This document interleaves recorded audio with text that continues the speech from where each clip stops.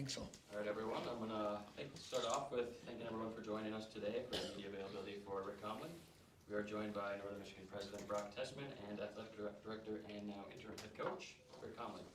We will open with an opening statement from both Brock and Rick, and then we'll move into questions with local media in attendance first, followed by those on Zoom. For those attending virtually, I just ask that you please keep yourself muted and use the raise your hand feature when you have a question and wait to be called upon. And with that, I'll hand it over to President Tessman. All right.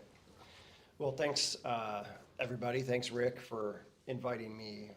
So you have a president at an athletics press conference. It's a big day, and today is a big day for NMU, and not just for NMU hockey or athletics.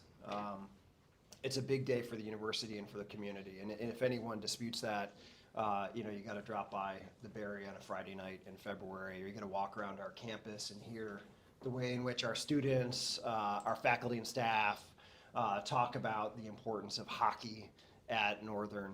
You got to visit some of our alumni meetings around the state, around the country, and understand what this program means to the university and to the community. So it is a big day. I want to start by saying congratulations to Grant and of course to Nick and Byron as well. I think there's some good opportunities for each of them moving forward. And for me and my family, a ton of good memories, even the short time I've been here associated with Northern hockey. So the 22-23 season, the end of last season, as we were getting to know Northern, and the hockey team went on that great stretch run. Just some of the real highlights for me, seeing our community, our fans rally around the team, and the team finish so strong.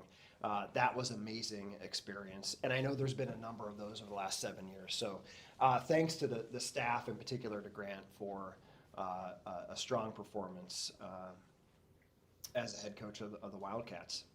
And a lot of opportunity for them. There's a lot of opportunity for our university and for our hockey program moving forward as well. And I guess that's what I want to emphasize as I hand things over to Coach Comley. First of all, opportunity for the program.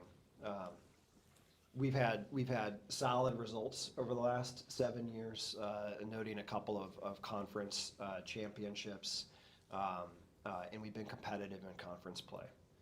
This university is competitive across the spectrum nationally in a number of different ways, academically, in terms of our facilities, and that's got to be true of our athletic programs as well. As I think about the opportunity moving forward, that's the bar. Conference competitiveness every single year, and of course, if you're competitive in the CCHA, you've got a good opportunity at the tournament, and if you're in the tournament, you have a chance to win a national championship. And so thinking about the opportunity for the program to turn the page and compete at that level is really exciting. The transition is what Rick's going to talk about, and I have to say, I feel so much more comfortable as a president knowing that we have, a legendary coach and athletic director to steward the program at this point in time, and feel very comfortable about the process over the next couple of weeks. And I know Rick and team are going to do a good job steadying the ship right now. And look, it's a volatile time, but making sure that our current athletes, our prospective athletes, and really the campus and community know that we're getting rolling and finding the next great Wildcat coach. So thanks again for having me. I'm going to turn it over to Rick. You're going to have all the answers to the questions. But Coach Comley, why don't you take it? Thank you. I've always taken great pride in being called coach, so I don't, it's funny, you grow up with it. This day and age, athletes talk to their coaches as a first name person. And every time I hear it, I kind of go, and so, but the world today is so different in athletics. And it's a tremendous challenging time. I'll be completely honest. There's a part of me that says, maybe you should coach. But there's a bigger part of me that understands that time is come and gone. And what I can do for the program, right now is just kind of lead it. And I consider myself a coach of coaches. And so when Gavin asked me to come back, I was thrilled to do it. But not because it was an ego thing or I thought there was any personal gain. It's just, how do we make this better? And so I'm going into this process the same way. There are people who would like me to name a new coach tomorrow. We won't do that. It's critical that we have a process. We have a new president. And how thrilling is it to have a president who just said hockey, not ice hockey? You know what I mean? Yeah, it's hockey. So with the right pronunciation, we got it. So, you know, we're starting the process. You can imagine my phone is buzzing nonstop, you know, till all hours. But that's great. It just shows the interest in the program. You know, it's probably a terrible time to hire a coach, but it might be the best time. And that's how I look at it. You know, we're not bringing somebody in here to, you know, build a program, to have to create something that's not been here before. You know, we've had great success here in hockey. I think it's more difficult today than it was when we had those great days of national success. The transfer portal is a mess. It's an absolute chaotic mess. It benefits the upper 10 or 12 schools in the country, you know, but I 100% believe we can win. I think we can win the CCHA. I think we've shown that. If you win the CCHA, you can qualify nationally. So we're not lowering our standards, you know, and there's all kinds of interest in this program. I think it's really important that the coach we bring in understands what the UP is, what Marquette is, what Northern Michigan is, you know, and it's a great, great place. Every time I've left, I've come back, you know, and I think that's the culture that we want. I'm getting to know the players better. I've really made a big effort not to smother Grant, you know, because I know what it's like, you know, to have a coach above you who did it, who had success. My whole goal here for the last 2 years was just to help, to tweak, to be there, you know, for advice as asked. You know, I'm happy for Grant. I think it's a good time in his life to make this move. You know, I think moving's difficult, you know, and but I think it's a good time for him. So I'm happy for him. The assistants have to make their own choices. So we're almost getting a clean slate. We have X number of returning players. We have to wait and see how this roster plays out because, you know, with the transfer portal now, and with the coach leaving, everybody has 30 days to leave, to go somewhere else. And it's automatic that they can do that. So I think there will be attrition of some type. I don't know how many of the returnees. We're going to meet. We're going to have correspondence. You know, Colby's going to be on the search committee. Some of the freshmen are just being hounded by other schools, you know, because other schools who have more NIL money, the name, image, likeness, it doesn't matter whether they have any of their 18 scholarships left. They have other sources. And so, but that's going to happen. That's okay. I just want to, let's get through this. Let's hire properly, efficiently. Let's see what our roster is. Let's see what we add to it. And then let's get it on. And that's the approach I'll take. Nothing negative about it to me, just opportunity. I will tell you this, and I see Shane is in the back here. When I agreed to come back, I said to Gavin, now, do you want me babysitting, you know, or do you want me active? And he said, well, no, I want you active. I said, okay, buckle up, you know. So a lot's happened in the last 2 years. And this kind of reinforces to me that I need to be here another 2 years. You know, not 5, not 10, you know, but I want to get this hire done, get them back in place, and continue to grow the other sports too. It's not just about hockey here. Football is being very well run right now, very organized. Our roster and numbers are up, and we're going to see success follow. We have a lot of sports doing extremely well. I remember the year when I was an AD, I think we had 10 of 13 sports make the national tournament. So I think our goals are realistic. I think our beliefs are firm. You know, we have good people, we have a good staff, we have a great community. And I just get the feeling the hockey community is ready to explode. I walk around the Barrie now, it's a different crowd than I was there, but it's a good young crowd. And I think we got to give them the taste and feed their appetite. And I'm a great believer in discipline. I'm a great believer in doing things the right way. You know, there are no shortcuts that lead to success. That's why the hire has to be done properly. That's why the guidance has to be done properly.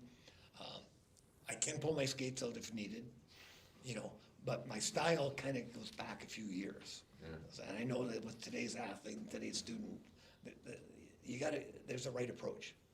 And I think the person we hire has to understand that it's not just blow a whistle, line them up on the inboards or the sideboards, and the two guys back in the back, our players know what I'm talking about.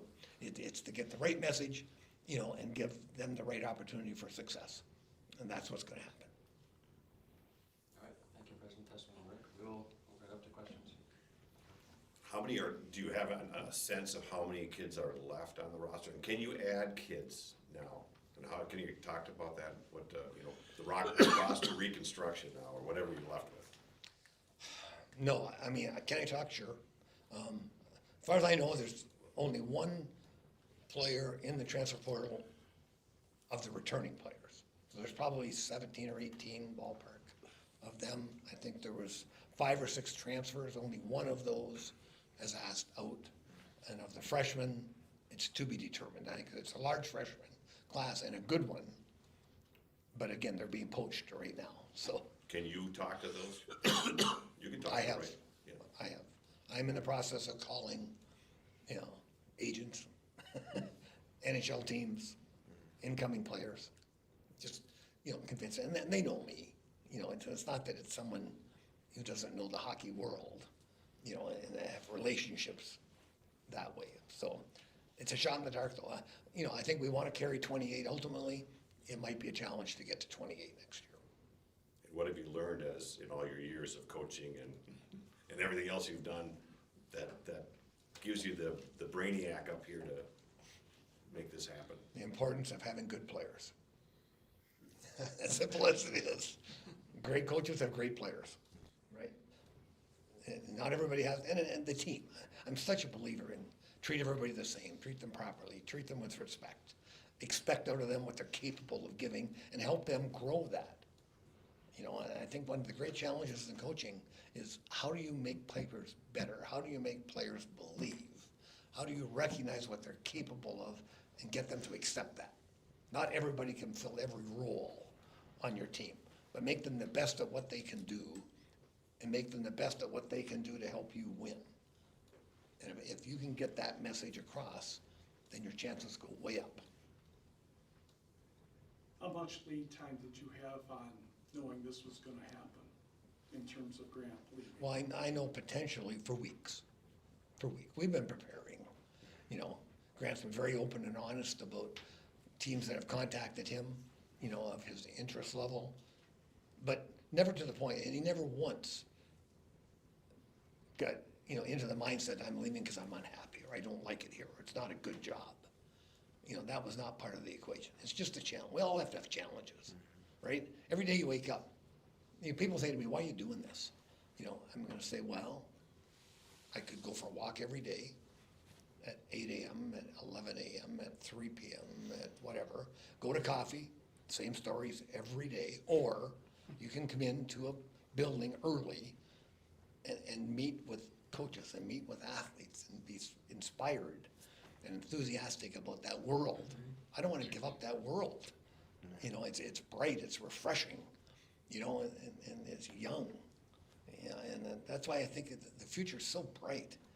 I think we can have great success again. Can we win a national championship hockey? I believe we can. But I think there's a path to get there. We don't play in the same league anymore with Minnesota, Wisconsin, Michigan State. But I won't accept for a second that we can't beat them in that one-game showdown.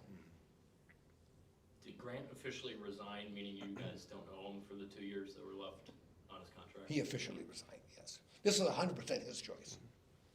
And over the next couple of weeks, how steadfast are you in trying to keep the guys that are currently on the roster and also working on those freshmen, making sure they are Wildcats come the fall? 100%. I mean, we had a Zoom call yesterday, Grant and I. The players themselves are having a Zoom today.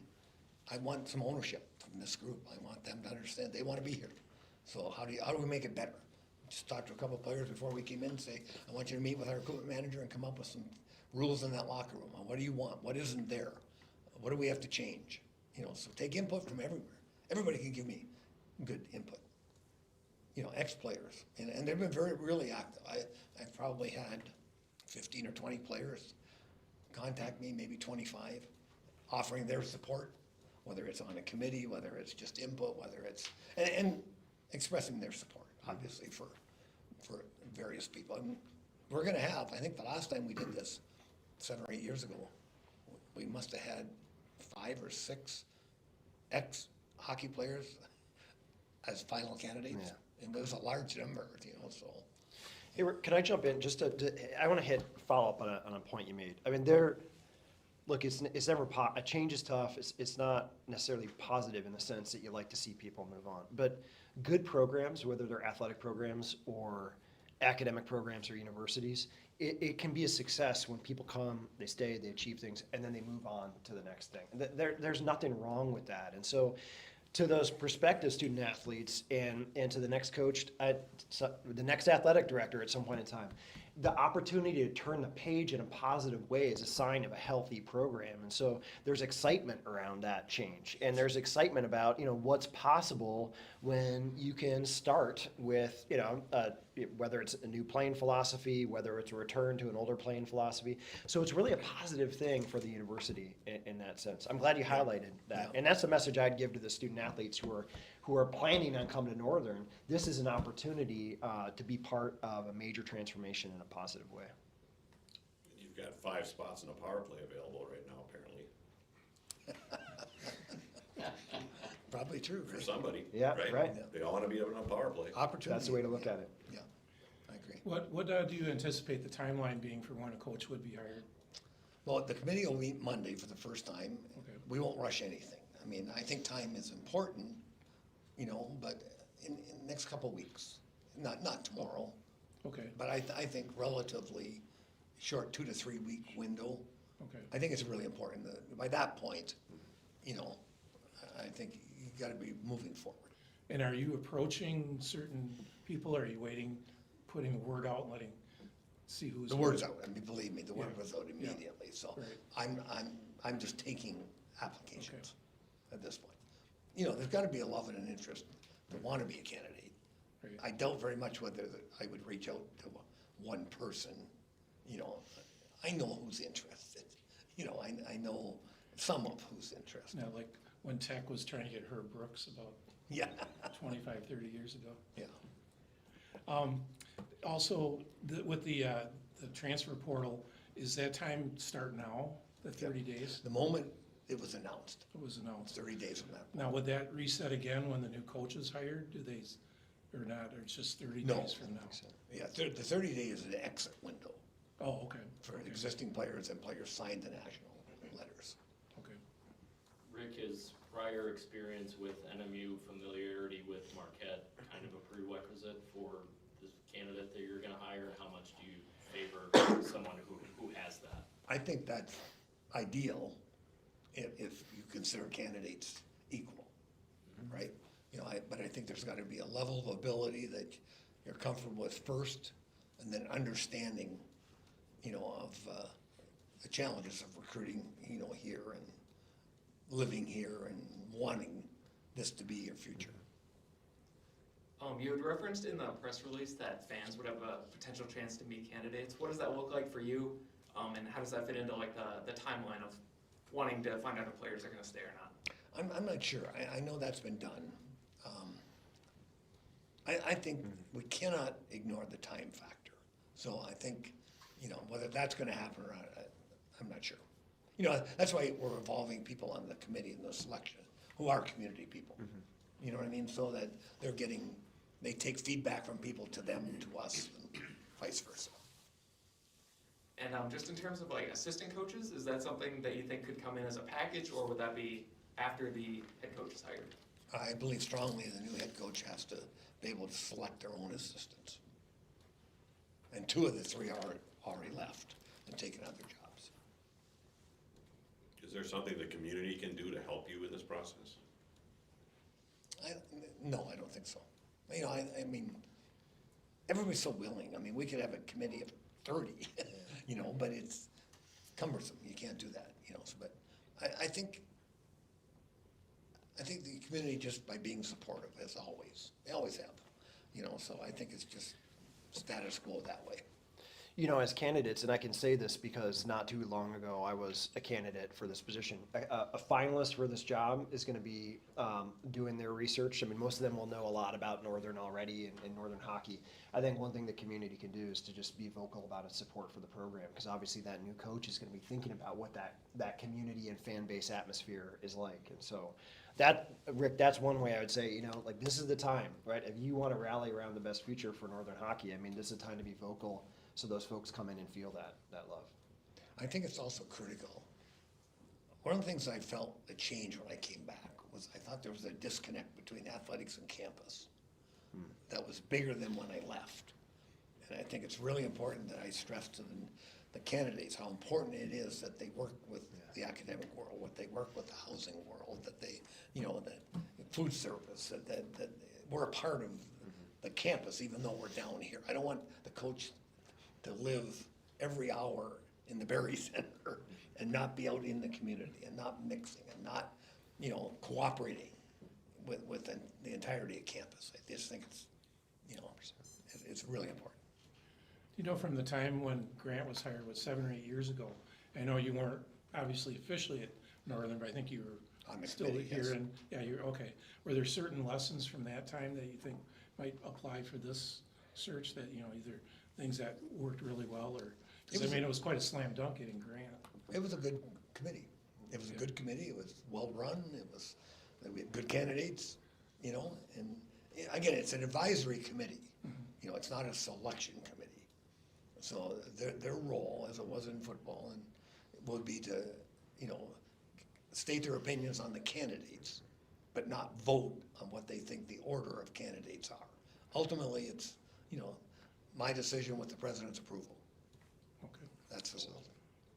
Rick, obviously, one of your main goals is to fill up the Berry every Yes. weekend. What's your message to fans now that, you know, more than half the roster from last year is gonna be different and the entire coaching staff is gone? What's your message to, you know, have them come out and support whoever the new coach is? I don't think it's any different. I think it's, you know, I think it's really important to get the players on the community too, though. Like, I think, you know, wow, this is gonna take us way back. You know, prior to the face mask, there was an identity with the players, you know, everybody knew who they were. We used to have blue line luncheons, we used to have different receptions and get together. That's all been lost, not just here, but everywhere, in a real negative way to me. And I think it's really important that we get the coaching staff, the players, you know, that you need to create situations for that mingling and identity creation. You know, so I think that's something we have to work at. What's the chance you don't find the coach and you become the coach? In my heart or in my head? Both of them. Right? I'd say there's, you never want to say zero, right? But pretty close to zero. We're gonna find a chance. great coach. I do have my skates though. They'd have to be sharpened. You have a wooden stick? Can I transition from temporary head coach to volunteer assistant? Right? I don't know. No. We need to hire, obviously, and we will. We have more questions here. As you go through the process, obviously, transfer portal and NIL have changed a lot in college hockey over the past couple of years. How much are you gonna value a candidate who's really comfortable with that stuff and moving through this new era of college hockey? Well, I think identifying for that candidate exactly what our resources are. You know, I don't need somebody coming in here and having a list of 20 things they want that we're not doing. We do a lot. We treat this program really well, you know, nationally. You know, we have to continue to look for avenues to grow in some of those areas within our capabilities, right? I mean, Marquette is what it is. It's great, but corporate-wise, it is what it is. Our alumni base can get more involved. We just have to show them how and why. You know, that's part of the challenge of running it day by day. You guys all good here? We're gonna jump over to Zoom. Dave Ellis, you can go ahead with your question. Hi, Coach. Hi, I just want Dave. to ask you, I know this has got to be a very personal decision for you, that you get a chance to select somebody that's going to coach the program that you founded. How much have you put that into? A lot, you know, I mean, it's something I care deeply about, you know, I mean, when you, like, you know, there were questions when I first came here, why would you leave Lake Superior and come here when there's no program? Well, you got a chance to design the first jersey, you got a chance to order the first hockey stick, you know, you ran the first practice, and so, you know, and when I left the first time, I only left after Walt agreed to come back, you know, and then Walt left and then Grant came in, so we've only had 3 coaches in the school's history. This will be number 4, you know, and I'm proud of the fact that I'll have some input into who that person is and confidence that it's the right person to help them be successful and to grow. I don't, you know, it's not just number of goals a kid scores. I'm closest with that first team and those players than anybody else. In the 40 years I coached, they still call me coach. You know, we stay in touch, that group, the Milkies, the Waddells, the Laidlaws, you know, and I think that's the greatest challenge a coach has, is to build that level of respect, you know, and sometimes it's greater respect after they leave, as opposed to when you're there blowing a whistle or barking at them, you know, but, you know, that's what you want, right? You want the family, you want the belief, you want the confidence, you know, and help them be successful in their life. I want them, they gotta become good people, they gotta become good men, they gotta become good fathers, good husbands, you know, and when you do all of that, then you're a pretty darn good player. You understand responsibility and respect and process. So, Dave, a long answer to your question, but, you know, it's very important to me. Dave, if you have a second question, you can go ahead. Coach, given the time restraints that we're talking about, do you have to lean toward people that you already know about because you won't have time really for a full vetting of a candidate that you wouldn't necessarily know? And who's going to help you on this committee in the advisory? Do we have some names of people who are going to help you to advise you on it? Yeah, we have a committee. We're not ready to announce who's on it yet, but we will. I don't think it's time, like, time is important, but there's no pressure to do it in a certain window, you know what I mean? We are where we are. We're at where we're at. It's not, you know, so we have to do the right thing. Hire the right people, and a program will be successful. So that's the priority, as opposed to whether we do it in 3 days, 2 weeks, whatever. Whatever time is needed to find the right person, that's the time we'll take. Do we have any more questions here? Just real quick, Rick, the interactions with your players right now, and while you are the interim coach, you know, what's your goal with the group of guys you have right now, and what's it been like maybe over the past couple of days interacting with players so closely again? Well, there's only a couple here, so, you know, I think it's an opportunity for them to get to know me better, because I don't hang out over there, you know, like I don't hang out in the locker room, so they don't really know me, other than they know, you know, where I've been and what I've done, I guess, but they don't know me as a person or as a coach. You know, I'm not sure they would have wanted to play for me, you know, because I coached at a time when it was hard, you know, and so, not that it shouldn't be hard, but it's got to be hard the right way, you know, so it's an opportunity, I think, for them to really ask questions and, you know, talk about things, talk about more than hockey or whatever, you know. I mean, I know them to the point that I've been able to watch most of them for 2-3 years, even before I came back working. You know, I was there every game. So, you know, I can talk from a basis to them. That's all I want.